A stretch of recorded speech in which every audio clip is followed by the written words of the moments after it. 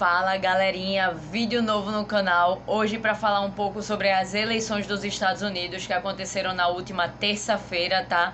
E ainda está rolando, como vocês devem estar sabendo, estão vendo nas notícias. É uma contagem demorada porque ela é feita através de cédulas, tá? Tem voto pelos correios, tem voto presencial, mas é através de cédulas. E ainda tá rolando essa contagem. Porém, as projeções já mostram que Biden é o mais novo presidente dos Estados Unidos. Ele conseguiu atingir o número mágico das eleições americanas, que é ter o mínimo de 270 delegados para conseguir o voto na maioria do colegiado. Para quem não entende como a votação dos Estados Unidos acontece, ela é de forma indireta. Então a população daquele estado vai para as urnas, bota lá se ele vai votar no candidato democrata ou republicano, nesse caso Trump ou Biden. E aí, quando as cédulas daquele estado são contadas, para onde a maioria da população daquele estado votou, todos os delegados do estado votam naquele candidato. Então são 536 delegados totais, 16 na Geórgia, 20 na Pensilvânia, 6 em Nevada, distribuídos pelos 50 estados dos Estados Unidos. E aí, o candidato que recebe 270 votos de delegados ganha. Então, Joe Biden já tem uma projeção de 273 delegados, sendo assim, é o mais novo presidente dos Estados Unidos. Mas beleza, o que significa isso no mundo da economia e no mundo como um cenário geral político, tá? Falando um pouquinho da economia, no final eu vou falar pra mim qual é o aspecto mais importante dessa eleição. Então, fica comigo até o final do vídeo. Falando economicamente, Biden, ele tem uma questão muito aberta a novos países. Ele é mais diplomático do que Trump. Trump, ele é muito o America First, América primeiro. Lógico, isso tá impregnado em todos os americanos, tá? Eu não tô dizendo que Joe Biden, ele é, meu Deus, vamos ser todos iguais. Não, ele muito provavelmente tem um pensamento de America First também, porque isso é ensinado para eles desde novo, tá? Isso tá impregnado na mente do norte-americano. Porém, a gente pôde ver nesses últimos 4 anos que Trump tem isso muito enraizado. Tanto é que a política dele das últimas eleições foi baseada em construir um muro em volta dos Estados Unidos, expulsar todos os imigrantes porque estavam roubando os empregos dos americanos. Então, Biden, ele tem essa porta mais aberta para relações exteriores com Brasil, com Europa, com países tanto emergentes quanto em desenvolvimento.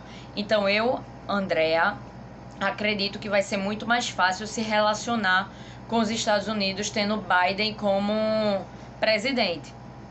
Ele também, enquanto senador, ele foi senador, se eu não me engano, de 74 até 2009. Ele atuou muito na luta contra a discriminação, contra a violência contra a mulher, apesar de recentemente ter vindo à tona vários casos de denúncia de abuso, que isso precisa a gente ficar atento como vai prosseguir. Não sei se vai ter uma investigação, mas enquanto senador ele aprovou leis de proteção às mulheres. Ele em votações com relação a guerras exteriores, a presença dos Estados Unidos em guerras. Em algumas ele foi a favor, se eu não me engano, a do Iraque. Ele aprovou a ação dos Estados Unidos e da OTAN, mas logo em seguida ele votou para a retirada das tropas, tá? Então ele provavelmente vai diminuir o investimento americano em militarização e coisas do tipo.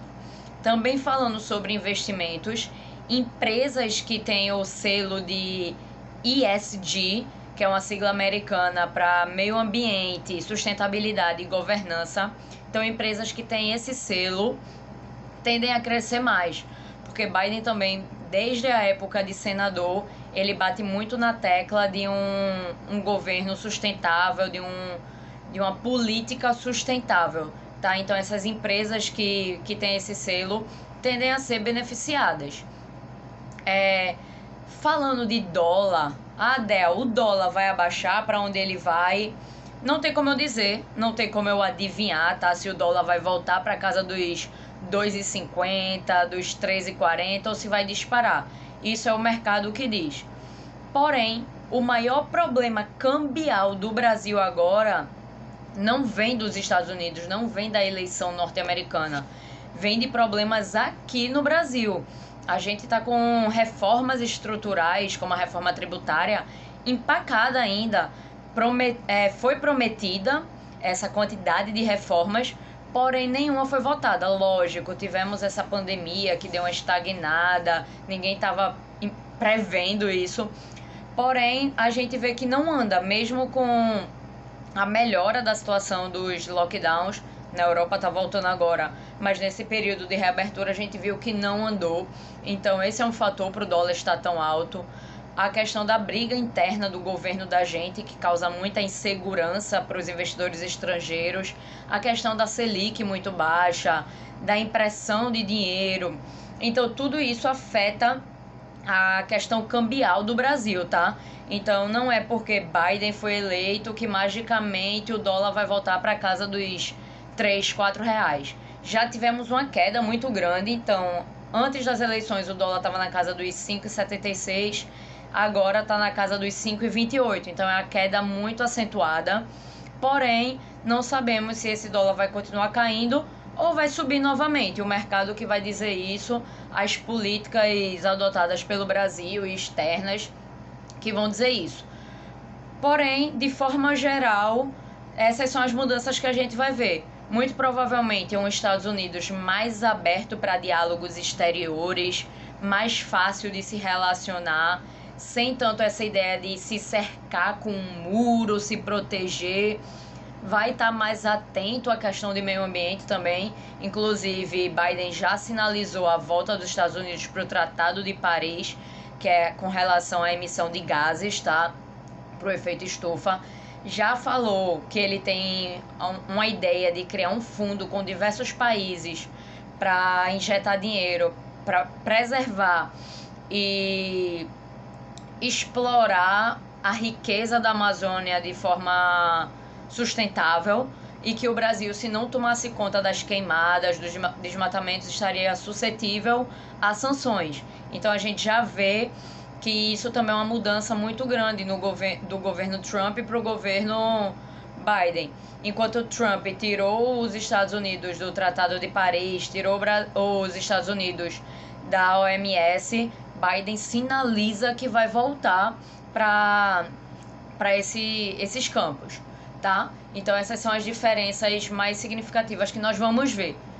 Com relação ao que eu acho que foi mais importante dessa eleição, foi mostrar que o extremismo, a pregação ao ódio, racismo, discriminação por gênero, por religião, a população não quer mais isso. Ninguém aguenta mais viver num mundo de tanto ódio. Então, lógico, Trump teve muito, muito voto. Foram mais de 68 milhões de norte-americanos votando. Mas a gente conseguiu ver que Biden, ele recebeu uma votação histórica nos Estados Unidos. Isso nos mostra a mobilização das minorias para mostrar que chega, não dá mais para viver assim, disseminando tanto ódio, tá? E essa conscientização do povo norte-americano me traz uma esperança de que nós brasileiros vamos começar a ver isso. Não importa se é político A, político B, partido B que está no poder. A gente tem que cobrar a melhora do Brasil sem a disseminação de tanto ódio, de tanto extremismo, tanta política de rebaixar, diminuir, matar minorias. Não dá mais para viver no mundo desse. E foi essa a mensagem principal dessas eleições. Chega, basta de ódio no mundo. Então, galera, esse foi um vídeo sobre as eleições norte-americanas. Espero que tenham gostado e fiquem comigo até o próximo. Tamo junto, valeu.